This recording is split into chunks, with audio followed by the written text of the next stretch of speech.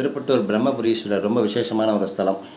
நிறைய பேருக்கு தெரியும். உங்களுக்கு ஜாதகத்தை வச்சு நிறைய பூஜை பண்ணி, அது இறைவன் விதியை மாத்துறார், பிரம்மன் தலையெழுத்தை மாத்துறான்னு சொல்லி கேள்விப்படுறீங்க. ஆனால் அதில் இருக்கக்கூடிய விஷயத்தை சரியாக பண்ணாதனால தான் நிறைய பேருக்கு அந்த ரிசல்ட் கிடைக்க மாட்டேங்குது.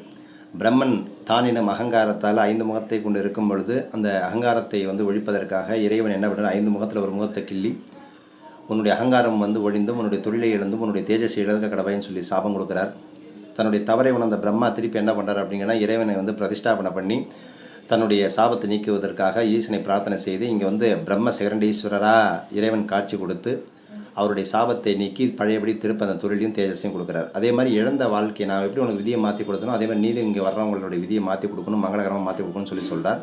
பிரம்மனுக்கு அதிதேவதையாக குரு பார்த்திங்கன்னா பார்த்த இடம் சுபம்னு சொல்கிறோம். அதே மாதிரி இந்த குருவுக்கு அதிதேவியாக அந்த பிரம்மா. இதை நீங்கள் என்ன பண்ணணும் அப்படின்னா, இங்கே இருக்கக்கூடிய பிரம்மாவிற்கு 36 நெய் தீபம் ஏற்றி 9